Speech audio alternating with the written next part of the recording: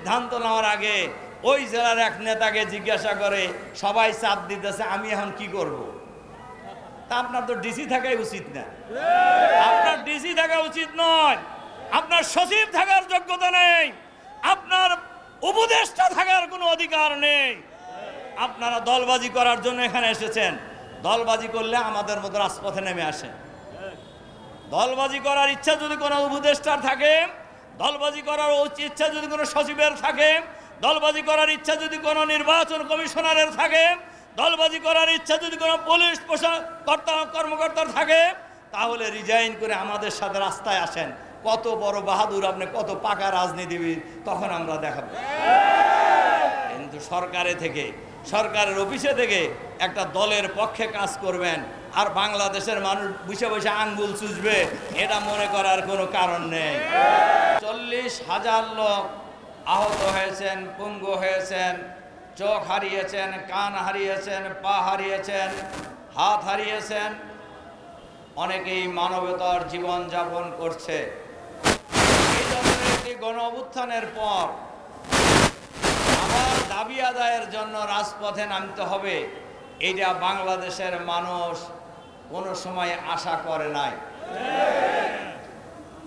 Doctor Yunus সাহেব ক্ষমতায় আসার পরেই উনি জাতির উদ্দেশ্যে যে ভাষণ দিয়েছিলেন, সেই ভাষণেই তিনি বলেছিলেন সংবিধানের মৌলিক সংস্কার তিনি করবেন, গণহত্যার বিচার করবেন, ফ্যাসিবাদের দোসর সরকারের ভিতরে বাইরে যারা আছে তাদেরকে চিহ্নিত করে গ্রেফতার করবেন, দুর্নীতির মাধ্যমে পাচারকৃত টাকা ফেরত আনবেন, দুর্নীতিবাজদের চিহ্নিত করে বিচারের মুখোমুখি করবেন।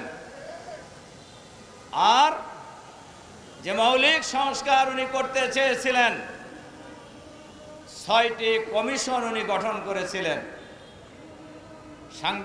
সংবিধান সংস্কার কমিশন, নির্বাচন সংস্কার কমিশন, পুলিশ সংস্কার কমিশন সহ 6টি কমিশন সরকারের পক্ষ থেকে গঠন করা হয়েছে এবং সেই কমিটিগুলি দীর্ঘদিন ধরে এই দেশের লক্ষ কোটি টাকা খরচ করে কাজ করছেন। এই কমিশন কাজ করার পর জুলাই সনদের স্বাক্ষরও ইতিমধ্যেই হয়ে গিয়েছে। এরপরেও কেন আন্দোলন করতে হচ্ছে বাংলাদেশের মানুষকে, কেন আন্দোলন করতে হচ্ছে আমাদেরকে? এর প্রধান কারণ আমি বলবো ডক্টর ইউনূসের সরকার। কারণ জাতির কাছে দেওয়া প্রতিশ্রুতি, জাতির কাছে দেওয়া অঙ্গীকার তারা পূরণ করতে ব্যর্থ হচ্ছেন। এর কারণ এই সরকার কোনো জনগণের নির্বাচিত সরকার নয়। এই সরকার গঠিত হয়েছে গণ অভ্যুত্থান পরবর্তী জনগণের অভিপ্রায়ের ভিত্তিতে গঠিত সরকার। এই সরকার কোনো দলীয় সরকার নয়। এই সরকার কোনো দলের পক্ষে কাজ করবেন এইটাও জনগণ আশা করে না। কিন্তু আমরা লক্ষ্য করছি সকল দল ঐক্যমত পোষণ করলেও একটি দলের অমতের কারণেই এই প্রশাসন, এই সরকার, এই অন্তর্বর্তীকালীন সরকার সেই সিদ্ধান্ত বাস্তবায়নে করার ক্ষেত্রে বারবার গড়িমসি করছে বলেই জাতি আস্তে আস্তে সংকটের দিকে ধাবিত হচ্ছে। এজন্য আমরা এই সরকারের কাছে আহ্বান জানাতে চাই, অবিলম্বে জুলাই সনদ যেটা স্বাক্ষর হয়েছে, এই জুলাই সনদ বাস্তবায়নের জন্য অবিলম্বে নভেম্বরের মধ্যেই গণভোট দিতে হবে। বাংলাদেশের ইতিহাসে এর আগেও গণভোট হয়েছে 3 বার, কিন্তু কোন সময় জাতীয় নির্বাচন আর গণভোট একসাথে হয় নাই। এবার কেন একসাথে হওয়ার প্রশ্ন এসেছে? এর প্রধান কারণই হলো নির্বাচনকে প্রশ্নবিদ্ধ করা, নির্বাচন নিয়ে মানুষের মধ্যে সংশয় তৈরি হওয়া। এ কারণেই গণভোটের একদিনে গণভোট এবং জাতীয় সংসদ নির্বাচনের কথা কেউ কেউ বলছেন, আর সরকার বাহাদুর চুপচাপ আছেন। আমরা পরিষ্কারভাবে বলতে চাই, আপনারাও নির্বাচিত সরকার নয়, আবার যাদের কথায় আপনারা লাফালাফি করতেছেন তারাও এমন কোনো দল না, তারা যদিও 5ই আগস্টের পর দেশের মালিক মালিক ভাব হয়ে গেছে তাদের, তবে একটু কমছে। ডাকসু রাকসু চাকসু আর জাকসু নির্বাচনের পর একটু ভাব কমছে না? সংগ্রামী ভাই এবং বন্ধুগণ, আমরা বলি জনগণ যদি তাদেরকে ভোট দেয়, বিজলি কেবলসের স্কিন কোটেড ইনসুলেশন আগুন প্রতিরোধী। বিজলি কেবলস, নিরাপদ আজীবন। আমাদের কোনো আপত্তি নাই, তারা সরকার চালাবে, কিন্তু ভোটের আগেই নিজেরা সরকার সরকার ভাব, এই ভাব বাংলাদেশের জনগণ মেনে নেবে না। তার কারণ এখন যে সরকার আছে, সরকারকে বলবো জুলাই বিপ্লব যে হয়েছে এটা কোনো দলের নেতৃত্বে হয় নাই, এটা কোনো নেতার নেতৃত্বেও হয় নাই। এই জুলাই বিপ্লব হয়েছে ঢাকা বিশ্ববিদ্যালয়ের ছাত্ররাই আন্দোলন শুরু করেছে কোটা সংস্কারের দাবিতে। সেই দাবিতে যখন জুলুম নির্যাতন চালানো হয়েছে, পাখির মতো গুলি করে হত্যা করা হয়েছে ছাত্রদেরকে, সেই সময় বিশ্ববিদ্যালয় শিক্ষক কর্মকর্তা কর্মচারী, রিক্সাওয়ালা, ভ্যানওয়ালা, ঠেলাওয়ালা, সকল শ্রেণী পেশার মানুষ দল মত জাতি বর্ণ ধর্ম নির্বিশেষে ঐক্যবদ্ধভাবে প্রতিরোধ করে তোলার মধ্য দিয়ে দীর্ঘ 16 বছরের ফ্যাসিবাদী শাসনের অবসান ঘটিয়েছে। ফ্যাসিবাদী সরকার পদত্যাগ করে মামুর বাড়ি পালিয়ে যেতে বাধ্য হয়েছে। কিন্তু ওই জনগণ এখন আছে না নাই? সুতরাং সরকারকেও বুঝতে হবে, সব দলকেও বুঝতে হবে, এই জনগণ এখনো আছে। শহীদ হয়েছে মাত্র 2000, আহত পঙ্গু হয়েছে মাত্র 40,000, আর বাকি কোটি কোটি মানুষ এখনো জীবিত আছে না? কোন ফ্যাসিবাদের বিরুদ্ধে অতীতে যেমন বাংলাদেশের মানুষ ঐক্যবদ্ধ প্রতিরোধ গড়ে তুলেছে, আবার যদি কেউ ফ্যাসিবাদ কায়েম করতে চায় তাহলে সেই ফ্যাসিবাদের বিরুদ্ধেও বাংলাদেশের মানুষ ঐক্যবদ্ধ প্রতিরোধ গড়ে তোলার জন্য প্রস্তুত আছে। কাজেই এ কথা কারোর ভোলা উচিত নয়। এই দেশ কারুর বাপেরও না, কোনো পরিবারেরও না। এই দেশ হলো বাংলাদেশের 18 কোটি মানুষের দেশ। এই দেশ 18 কোটি মানুষের দেশ। এই দেশ কিভাবে পরিচালিত হবে এটা নির্ধারণ করবে বাংলাদেশের 18 কোটি মানুষ। আর সরকারের কাছে আমরা বলবো আইন শৃঙ্খলা পরিস্থিতি উন্নত করার জন্য জুলাই বিপ্লব হয়েছে, এখনো আমাদের বোনেরা ধর্ষিত হচ্ছে বাংলাদেশের গ্রামে গঞ্জে। জুলাই বিপ্লব হয়েছে, এখনো মিটিংয়ে বাধা দেওয়া হচ্ছে। জুলাই বিপ্লব হয়েছে, এখনো দলীয়করণের ভূত সরকারের মধ্য থেকে যায় নাই।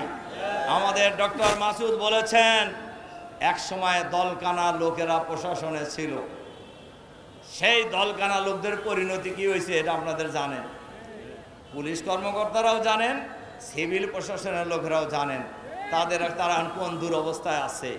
আবারও যদি এই দলীয়করণের চিন্তায় আপনারা ব্যস্ত হয়ে যান, আমাদের কাছে খবর আছে কোনো জেলার ডিসি কোনো সিদ্ধান্ত নেওয়ার আগে ওই জেলার এক নেতাকে জিজ্ঞাসা করে সবাই চাপ দিতেছে আমি এখন কি করব। তা আপনার তো ডিসি থাকাই উচিত না, আপনার ডিসি থাকা উচিত নয়, আপনার সচিব থাকার যোগ্যতা নেই, আপনার উপদেষ্টা থাকার কোনো অধিকার নেই। আপনারা দলবাজি করার জন্য এখানে এসেছেন, দলবাজি করলে আমাদের মতো রাজপথে নেমে আসেন। দলবাজি করার ইচ্ছা যদি কোনো উপদেষ্টার থাকে, দলবাজি করার ইচ্ছা যদি কোনো সচিবের থাকে, দলবাজি করার ইচ্ছা যদি কোনো নির্বাচন কমিশনারের থাকে, দলবাজি করার ইচ্ছা যদি কোনো পুলিশ কর্মকর্তার থাকে, তাহলে রিজাইন করে আমাদের সাথে রাস্তায় আসেন। কত বড় বাহাদুর আপনি, কত পাকা রাজনীতিবিদ, তখন আমরা দেখাবো।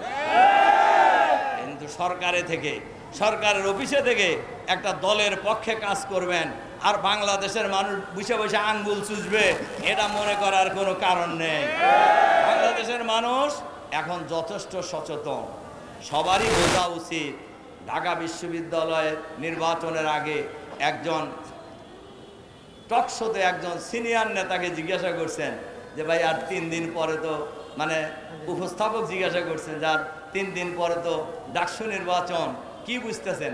কেন ছাত্রদল পূর্ণ প্যানেলে বিজয়ী হবে, মানে কি বাহাদুরি ভাব দেখছেন না? এরপরে বলছে যে কেন আপনারা কিভাবে বুঝলেন যে ভোট তো এখনো হয় নাই, কেমনে বুঝলেন যে পূর্ণবেলায় বিজয়ী হবে? ছাত্র দল ছাড়া মানুষ আর কাক ভোট দিবে? মানে কি জমিদারি ভাব আর কি, মানে মানুষ বাধ্য ওনাদেরকে ভোট দিতে। ওই দিন শেষ হয়ে গেছে ভাইরা আমার, ওই দিন বাংলাদেশে আর নাই।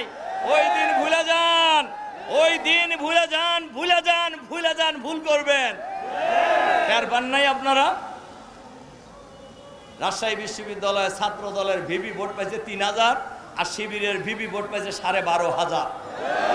আপনারা টের পাইতেছেন না? বাংলাদেশের মানুষ আগামী জাতীয় সংসদ নির্বাচনে এরকম একটা নীরব ভোট বিপ্লব করবে ইনশাআল্লাহ।